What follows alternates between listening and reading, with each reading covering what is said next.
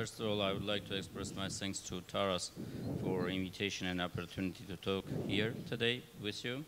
And one more time, I'm becoming confident in one very important thing, that such kind of a force definitely at need. Doesn't matter in what kind of a globalized world we are living and how many opportunities to read information at home. But sometimes to understand the real truth, you need to also find an emotion. And emotion you can find only in the real kind of a meetings and discussion. Before coming here, I've been asked to talk about the role of Russia in the conflicts in the around Black Sea region, and also about the is there new dividing lines exist here. And I've been thinking on how to put them together with the overall title. But before that, let me talk or shortly present how I understand the situation here. Starting from November 2013, the attention of the whole world was on Ukraine. What we see, second Maidan, fight and protests, capacity for political negotiation, and later, unfortunately, no ability to deliver agreed policy, attempts to crisis management, and finally, violent conflict. This is the kind of a line over which we went now. Just recently, all Ukrainians marked 40 days of tragic events, and when the first victim of Maidan was my compatriot, actually out of 105 victims, 2 are with the Armenian descent, who really die for the better future of their Ukraine. And I really consider that this is something over which any citizen of Ukraine should really do for their better countries. What I did is never compared to what they have done.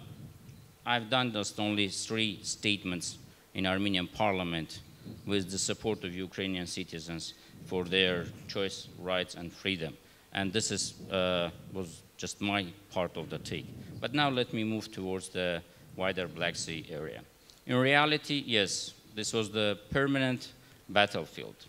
Unfortunately, the word or notion which hasn't been discussed too much in this room for these 2 days was really interest of the countries in the way how these countries accepting this interest.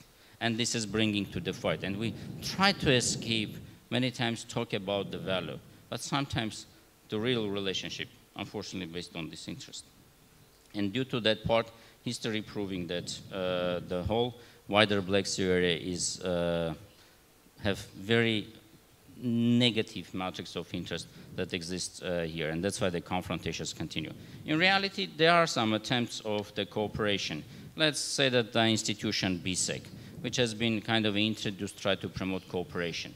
But we just judging about that weakness, can say that weakness is the real illustration that for the people in the region, history and mentally of confrontations are much more matter than sometimes mentality of cooperation.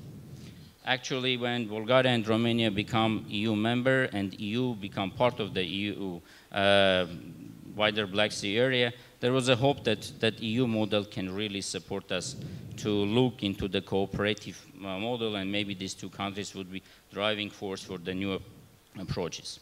But this was not the case. If we're talking about Turkey, I think it's very interesting ideas when they started the policy of 0 problems with the neighbors, but unfortunately it's end up with the 0 neighbors without the problems. If you're looking to Moldova and South Caucasus countries, it's the conflicts which is really a problem, and there's no guess whenever they would be even possible to resolve. Russia, which has always conflicting interests with the whole world, various political blocs and so on. And there was only one country, seems the country of peace and cooperation, Ukraine. Actually, for many times in many discussions, whenever we talk about the real security threats for the wider Black Sea area, I've been always bringing the example that actually countries of the South Caucasus and entities of South are the ones who really facing conventional security threat. and all others could kind of don't think about the conventional part. It could be terrorism, it could be something, but not like someone will run tanks over you when the shooting in the South Caucasus was the real.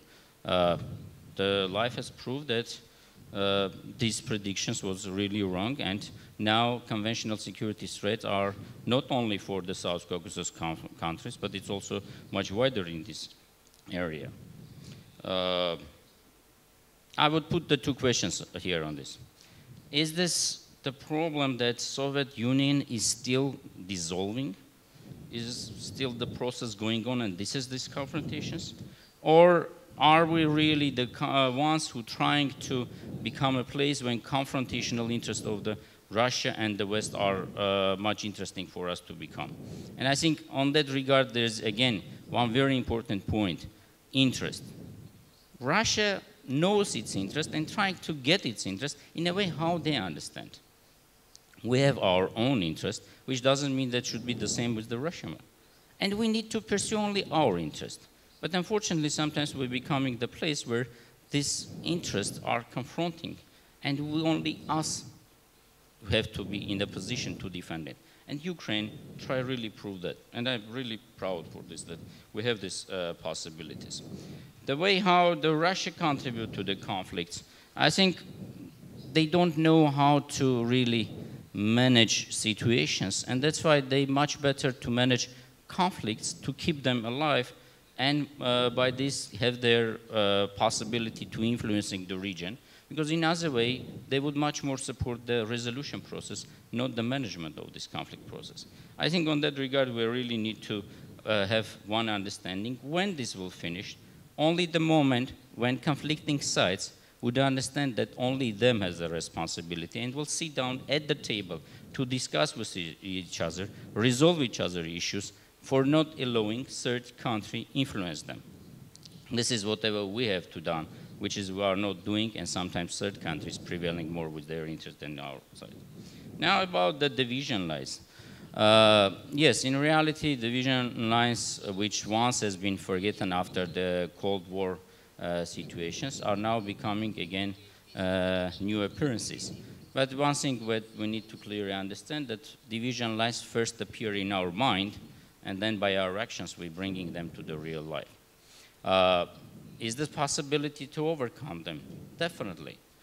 I will use only two examples. One related to Armenia. Armenia is a member of Collective Security Treaty Organization. Its main security guarantor is Russia. But with that, Armenia has a perfect cooperation with NATO. We're participating in the peacekeeping operations in Kosovo, in Afghanistan. Very soon Armenian forces will go also to Lebanon to cooperate with the UN peacekeeping operations there. We're deepening our relationship with NATO as much as possible and trying to find out the real add value in cooperation. And one minute, Mr. POGHOSYAN. Being the only member of CSTO, we are the good partner of NATO. Now the Ukrainian example.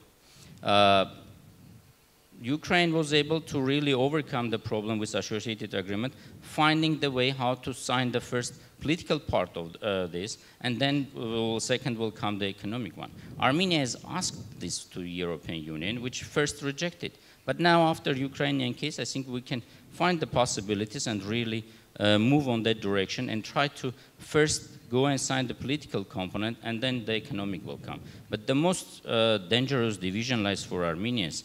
It's always our compatriots living in many other countries. I think many of you have heard about situation in Kesap. And definitely you all know that war in Syria is not about Armenians at all. But Armenian populated Kesap has been targeted there. Now, in the case of Georgia, if you will say, imagine in 2008, there are Armenians who are serving in Georgian army, there are Armenians who are serving in Russian army, and there are Armenians who are serving also in Abkhaz army. Imagine if there is order to shoot at each other. I think this is very well understood by you, what I mean, and also we have similar case here in Ukraine. Armenians is all over in Ukraine, and for their security, the only thing that I'm doing, I'm praying for the peaceful and stable Ukraine. God bless peaceful Ukraine. Thank you.